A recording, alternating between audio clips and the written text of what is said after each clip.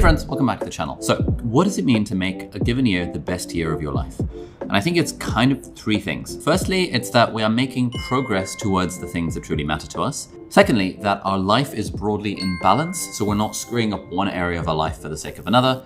And thirdly, that we are, while working towards the things that matter to us, we are managing to enjoy ourselves and kind of enjoying every day on its own merit, rather than purely seeing it as a means to an end. And so in this video, I want to go over three of my favorite methods. These are really simple methods. You can apply them whenever, whether it's at the start of the year or the middle of the year or the end of the year, like literally whenever, and it will help you move more towards making sure that this coming year is the actual best year of your life in terms of meaningfulness and balance and enjoyability as well.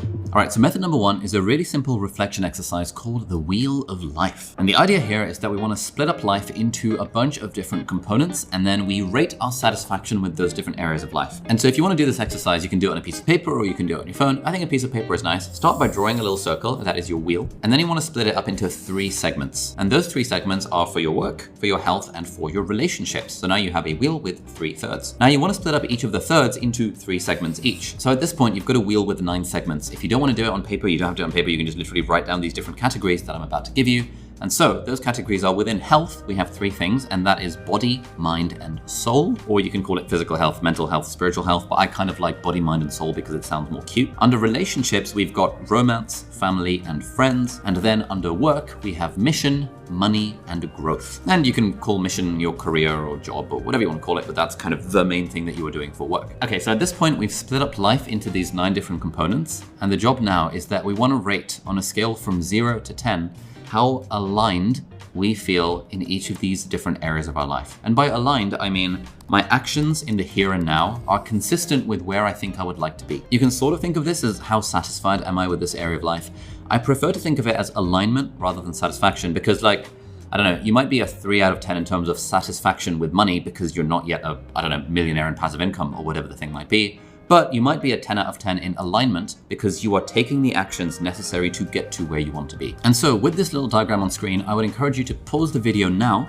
Genuinely, please pause the video and just think about what would your rating out of 10 be for each of these different areas of life. And I guarantee that if you just pause this video and think about it, you will come up with some interesting insights into your life. And this is genuinely a good use of your time while you're watching YouTube right now. You just pause the video and really think about this. Now, these are the ratings that I gave myself when I did this exercise a few days ago. And the cool thing is that if you are doing this on pen and paper, then you can shade in the little wheel of life based on what your numbers are. So if you got a 10 out of 10, you would fully shade in that particular segment of the wheel. If you got a 5, you would half shade it in. You get the idea. And you end up with this sort of FIFA-esque radar chart of like these different aspects of your life, which I think is pretty cool. Now, once you've done that, we are going to add one final category, which I don't put as part of the wheel. I sort of put it off to the side or underneath the wheel if I'm doing it on pen and paper. And that is the category for joy. How aligned do you feel with your actions in the here and now compared to where you want to be in terms of the amount of joy you're experiencing in your life? And for me right now, that is probably a 6 out of 10. Now, this is great because the whole point is to help make this next year the best year of our life. And so in theory, if we were able to get to a point where we were, let's say 10 out of 10 across all these different areas, that would mean that we are doing the things that are most meaningful to us and actually making progress towards them. And we're also in balance with all the different areas of our life because broadly these 10 roughly cover pretty much every area of life. And hopefully we are also enjoying the journey along the way, especially if we have a 10 out of 10 on the joy front too. So this is pretty cool, right? It means we have now created a clear sense of where we are right now, and then we can get a sense of where we would like to be in terms of where we would like these numbers to go. And whenever you have a sense of where you are now and where you want to be, that is what creates what we call goals. And part of making this year the best year of your life is to be able to then make progress towards those goals. And this is already a really good start because a lot of people want to be more productive, but they don't even take an inventory of their life because they just think of productivity as being just about work or just about hustle or grind or whatever. But actually, at least the way I think about it, productivity is using our time in a way that's intentional and effective and enjoyable. And that is kind of the message of my book, Feel Good Productivity. At this point, it is worth highlighting or underlining or circling or whatever. In each of these different areas, in work, in health, and relationships, what is the one that really stands out to you as needing some amount of work? So for example, for me, in the relationships column, I've given my friends category a 4 out of 10 because I just don't see my friends very often. And so that's one that clearly for me needs some work, and so I'd be circling that. Within health, I've given my soul category a 4 out of 10, but I mean, I'm not overly concerned about that. I am concerned about the body/physical health being just a 5 out of 10, so I'm going to circle that because that's something I want to actively work on. And then on the work front, I'm pretty blessed to be a 9 out of 10 on mission and money, but I'm only a 7 out of 10 for growth, and so I want to circle that one because I feel like I could do with some more growth in my life. But once you know how to do the Wheel of Life, you can actually just do this whenever you feel like your life is somewhat misaligned, or you're not really sure where you're going, or you feel a bit burnt out, or you feel a bit stressed.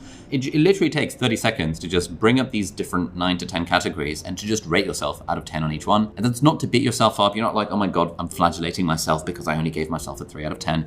This is a pure, solid inventory of where you are in these different areas of life. And then the great news is you can then start taking actions towards remedying certain of these areas. Now, if you've been wondering why my money component on this Wheel of Life is a 9 out of 10, that is because A, I've been running my business for over 7 years now, and B, I have been investing my money throughout that time. And if you're interested in investing your money, then you might like to check out Trading 212, who are very kindly sponsoring this video. Trading 212 is a fantastic app that lets you invest in stocks and shares and funds in a very easy and commission-free fashion. And they've got a bunch of features which are super helpful, which is why I personally use Trading 212 to manage a portion of my portfolio. So firstly, they've got a really nice pies feature. Pies are really cool because what you can do is there's people all around the world who are professionals or super into investments and stuff. And what they do is that they create a pie, which is basically a basket of stocks and shares and funds.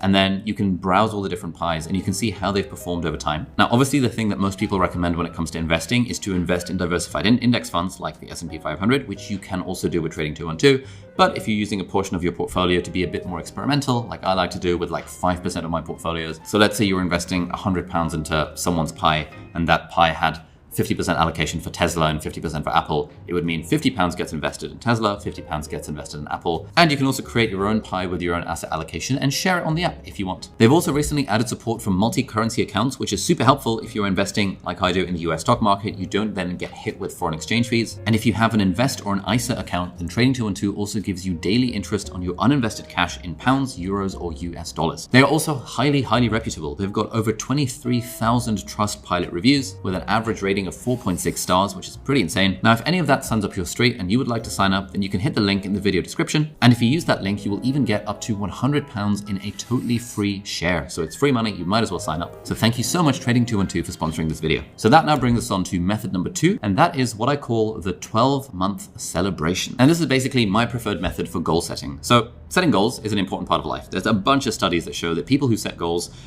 perform better and are more productive and feel happier with life than people who don't. There are also a bunch of studies that show that people who write their goals down are more likely to achieve them than people who either have the goals and don't write them down or don't have the goals at all. And so the 12-month celebration is just a very simple way of approaching goal setting. And the exercise is simple. In each of the salient areas of your life, ask yourself, what would I like to be celebrating 12 months from now? And really imagine this, like imagine you're sitting down having dinner with a friend of yours. You guys are mutually kind of holding each other accountable and helping each other out. And you're celebrating together. You're really celebrating how much progress you've made in each of these different areas of your life. Now, you can start with the 3 areas that you circled as being the most salient. Or you can do it, as I would recommend, for all 10 different areas of your life, especially if you're doing this like at the start of the year as part of an annual planning thing. You're asking yourself 12 months from now in each of these different areas, what would I like to be celebrating? So for example, for me in the physical health category, because I've realized I've only rated it a 5 out of 10, I'm imagining I'm having dinner with, let's say, my friend Godwin, who's pretty jacked, and we're celebrating how much progress I've made in the last 12 months in my physical health. What is the thing that I would love to be celebrating 12 months from now? And then I'll come up with a few different candidate celebration options, like, you know, a few different options for goals. So I'd love to be celebrating having packed on loads of muscle. I'd love to be celebrating getting more lean. I'd love to be celebrating having consistently worked out, let's say 3 times a week for the last 12 months. I'd love to be celebrating becoming more flexible and mobile. I'd love to be celebrating having played sports once or twice a week, every week for the last 12 months.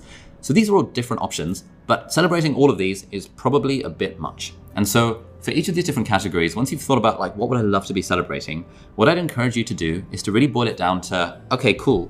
I would like to be celebrating all these 5, 10 different things. But if I had to boil it down to just one thing, and I could only celebrate one thing, what would that one thing be? Because generally, having a single goal to work towards helps the brain focus, it helps the entire kind of physiology and our habits and everything just move in that one direction. Whereas if I was trying to build more muscle and also get lean and also play sports and also be more flexible, it's like there's a lot of it becomes very overwhelming and very complicated very quickly. And I'm all about simplicity here. So starting with what is the one goal? What is the one thing you would like to be celebrating? And so for me in the physical health front, I realized that the one thing I would love to be celebrating is to reduce my reduce the amount of my visceral abdominal fat that I have. Done a couple of DEXA scans recently. I found that I've got quite a lot of fat around the belly thanks to my poor genetics and poor diet. And visceral adipose tissue is the thing that correlates with all these negative health outcomes like cardiovascular disease and stroke and all the bad stuff. And so if I can get that number down, if I can reduce the amount of fat in my belly thanks to my poor diet and my poor genetics, then that would be a great thing worth celebrating. And then all the other stuff like getting more muscle and becoming more mobile and like playing sports, all of that kind of stuff is the cherry on top. It's the bonus. And so you can do this 12-month celebration thing with the different areas of your life, and that then creates goals. Now, a couple of extra points when it comes to the 12-month celebration. One line that I really like adding to the end of any goal that I set, it's actually a trick I got from my friend Dickie Bush, who is a fellow internet entrepreneur, and that is whenever you set a goal, just add a few words to the end of that goal, which is while enjoying every step along the way. So if we use this health example again, my 12-month celebration is to reduce my visceral adipose tissues to, i.e. become more lean, but I would add the phrase while enjoying every step along the way. And that means that instead of just thinking of it as this goal that I'm fixated on that I'm gonna kind of grind to get towards, it just helps my mind think in a little bit more of a light, feel-good productivity kind of way, a little bit more of an adventurous way of like, how do I get lean, but while also enjoying every step along the way. And then tip number 2 for the 12-month celebration is please write this down somewhere. So I have a Google Doc that I use with my CEO coach, his name's Eric, and we look at the Google Doc every quarter, and we've written down what are my goals for each of the different areas of my life. And then every quarter, every 3 months, we'll figure out, okay, cool, for each of these different areas, what can we make tangible progress on in the next 90 days? And this is super helpful because if you think about these goals and you make them in your mind, but you don't write them down, and then you don't look at that document ever again, then it just means you're going to forget what goals you set at the start of the year. And this is a big part of why people struggle with New Year's resolutions. Because they set all these goals, they have all these like great intentions, but then they don't have any sort of system for reviewing the goals, reflecting on it, measuring their action and measuring their traction towards that particular goal. And so if you're doing this exercise, and I really recommend you do, if you do care about making this year the best year of your life, write the goal down somewhere, put it in a Google Doc, bookmark it, put it on your Chrome bookmark bar, whatever the thing might be. Just make it super easy to remind yourself about what your goals are. And this is why things like weekly reviews and monthly reviews and quarterly reviews and all this sort of stuff, like reviewing our life, is such a big part of anyone's productivity system, at least if they know anything about productivity. And then the final tip I would recommend for the 12-month celebration is a bit of an optional extra, but this is quite helpful. When you've decided what you'd like to be celebrating 12 months from now with each of these different areas, ask yourself why.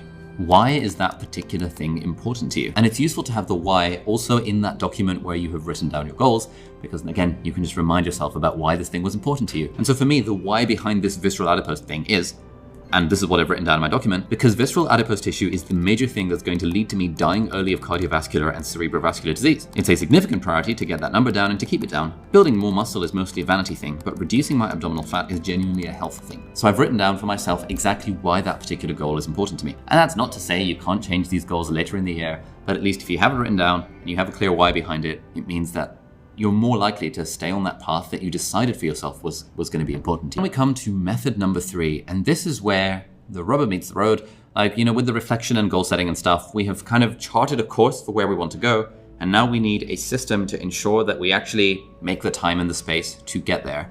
And now there's loads of different productivity systems for this. I have a whole course that's coming out soon that's going to be about my feel-good productivity system. You can read about strategies in the book as well.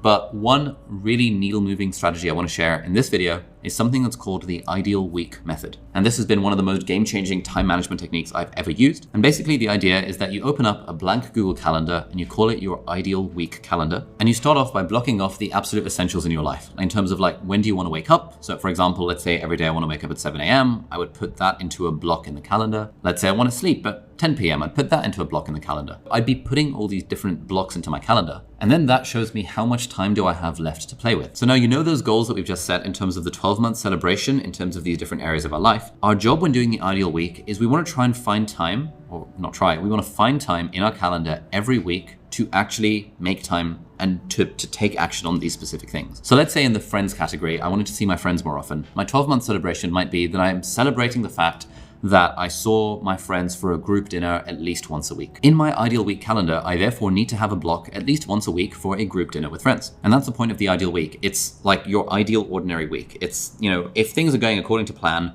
roughly where are you spending your time and what are you blocking out time to do? Similarly, on the health front, my 12-month celebration is becoming more lean. And that means I need to have half an hour a day blocked into my ideal week for exercise every morning or every evening or whatever the thing might be. And if you realize that you don't actually have time for a particular thing because you're busy with other areas of your life, that's totally okay. But that means you can change your goal. You can change the 12-month celebration to reflect the time that you actually have. One of the other big things that derails people is trying to be too perfectionistic and trying to do too much. Trying to say, hey, I want to set this goal and this goal and this goal and this goal. And then you look at your calendar and you realize that you actually just physically don't have the time because you have a job or two, or you have kids to look after, or you have to commute to school, or whatever the thing might be. The thing I love about the Ideal Week method is that it forces us to get clarity on what is actually important to us. What is the time that we have for the things that we have to do? And then what's the time that we can use on the things that we actually want to do? And mostly you'll probably realize that this is less time than you thought you had, which is great because it means you can start doing fewer things and you can cross some things off your 12-month celebration list. Maybe it's not a goal you want to work on for this year. That's totally okay. Maybe you can work on it next year instead, or when you have a little bit more time freed up in your life.